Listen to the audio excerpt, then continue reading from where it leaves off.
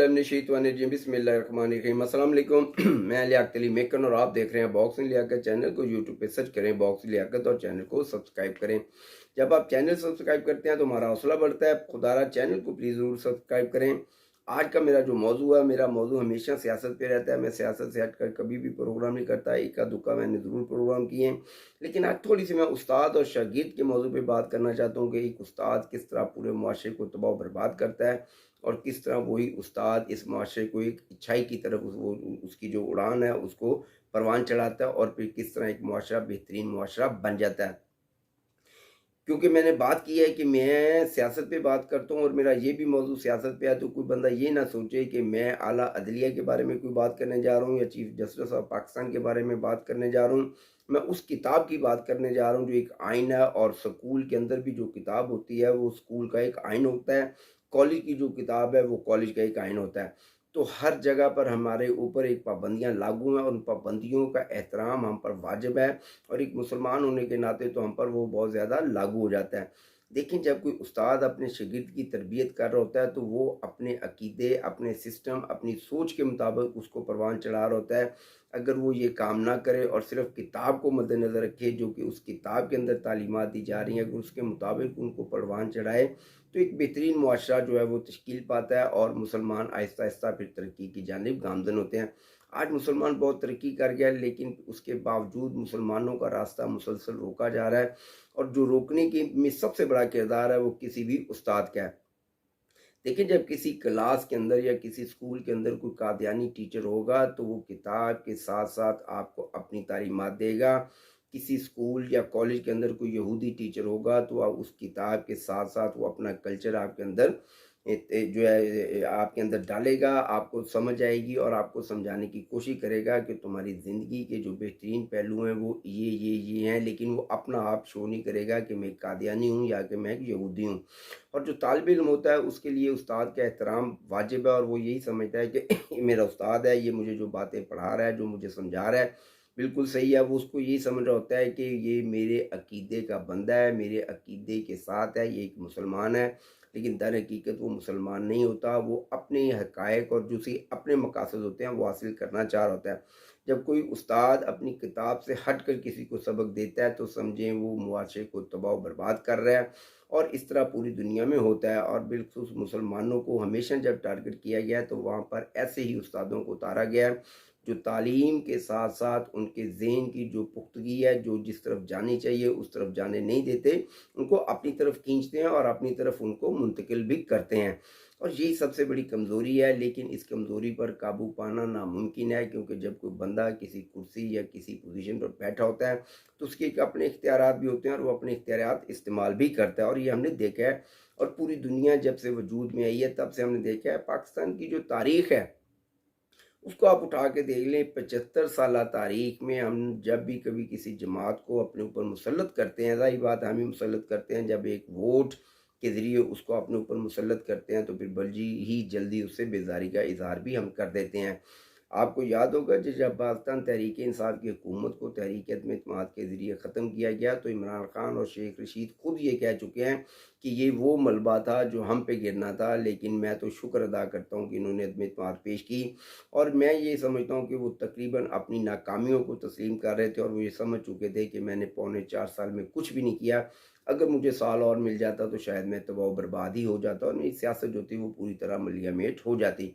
लेकिन उस वक़्त रियासत पाकिस्तान का जो एक मामलात ऐसे बिगड़ चुके थे कि अगर रियासत पाकिस्तान को ना बचाया जाता तो शायद पाकिस्तान डिफ़ॉल्ट की तरफ चला जाता।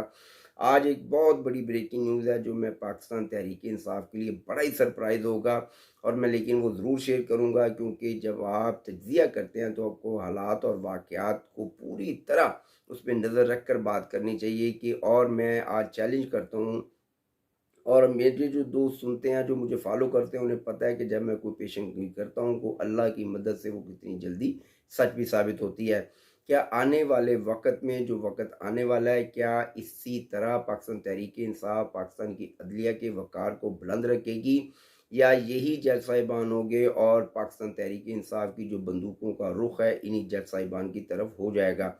क्योंकि पाकिस्तान की जो सुप्रीम कोर्ट है, chief justice of Pakistan Umar Ata Bandial साहब और उनके जो साथी जो जज साहिबान हैं, उन्होंने एक बड़ा ही आसान रास्ता अपनाया। अगर वो इस रास्ते में कामयाब हो गए तो जो अदलिया पर बोझ आ रहा है वो पूरी तरह से सियासतदानों के कंधों पर डाल देंगे, और अगर वो इसमें कामयाब ना हुए तो अदलिया के लिए भी बहुत मसाइल हैं और पाकिस्तान के लिए भी बहुत मसाइल हैं। और ये जो रास्ता अपनाने की कोशिश की जा रही है, एक पंचायती रास्ता अपनाने की कोशिश की जा रही है, अगर इसमें पाकिस्तान की अदलिया कामयाब ना हुई तो इसमें जो सबसे बड़ी रुकावट होंगे वो खुद पाकिस्तान तहरीक इंसाफ के कायद इमरान खान होंगे, और ये उनकी बहुत बड़ी तारीखी गलती भी होगी। देखिए, मौलाना फजलुर रहमान साहब कल बोले हैं, बिलावल भुट्टो जरदारी बोले हैं। ज़ाहिर बात है कि जब आप मुज़ाकरात करते हैं तो एक तरफ से आपको सियासी बयानात देने होते हैं और दूसरी तरफ से आपको मुज़ाकरात करने होते हैं।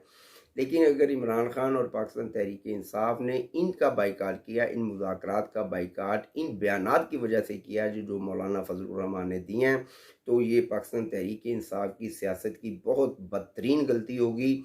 और फिर आप देखिएगा कि आने वाले वक्त में यही जज साहिबान होंगे, यही पाकिस्तान तहरीक इंसाफ होगी। जब मैं कोशिश आपके लिए करता हूँ और आप कोशिश अपने लिए नहीं करते तो फिर मैं भी आपका साथ नहीं देता। हम देख रहे हैं कि पाकिस्तान की जो अदलिया है, पाकिस्तान के जो जज साहिबान हैं जो इस वक्त बेंच का हिस्सा हैं, उन्होंने बहुत मौके पर पाकिस्तान तहरीक इंसाफ का साथ दिया, 4-3 के फैसले को रद्द किया और 2-3 के फैसले को पाकिस्तानी कौम पर मुसल्लत किया। ये तमाम मामला 63A का जो फैसला था उसको लेकर पाकिस्तान की जो सियासत है और पाकिस्तान की जो अदलिया है उसका जो पूरा वक़ार है पूरी दुनिया में मजरू होकर रह गया है, और इसकी जो असल ज़िम्मेदार है वो पाकिस्तान की। अब मैं अदलिया को नहीं कह सकता हूँ क्योंकि मैं इतना कद-काठ नहीं रखता। आप समझते हैं, जो देखने वाला है वो भी समझता है, जो पाकिस्तान तहरीक इंसाफ के लोग हैं वो भी समझते हैं, और जो पाकिस्तान की दूसरी सियासी जमातों के लोग हैं वो भी समझते हैं। जिसमें आसान रास्ते की बात कर रहा हूँ कि जैसे ही मुज़ाकरात शुरू हो गए, आला जो अदलिया है, पाकिस्तान की सुप्रीम कोर्ट जो है वो इस तमाम मामला से बाहर हो जाएगी।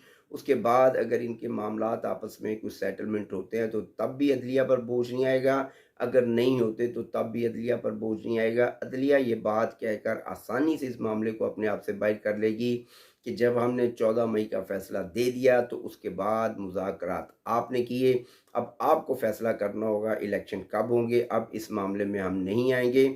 और ये मामला क्योंकि हमने अपने गले में से निकाल के आपके गले में डाल दिया तो अब आप इसको खुद हैंडल करें। लेकिन जब ऐसा मामला आएगा और पाकिस्तान तहरीक इंसाफ इसका बाइकाट करेगी तो यही जज साहिबान जो हैं वो फिर तहरीक इंसाफ को वो इज़्ज़त, वो मकाम और वो फैसले नहीं दे पाएंगे जो वो आने वाले वक्त में देते रहे। ये मेरी बहुत बड़ी ब्रेकिंग न्यूज़ है।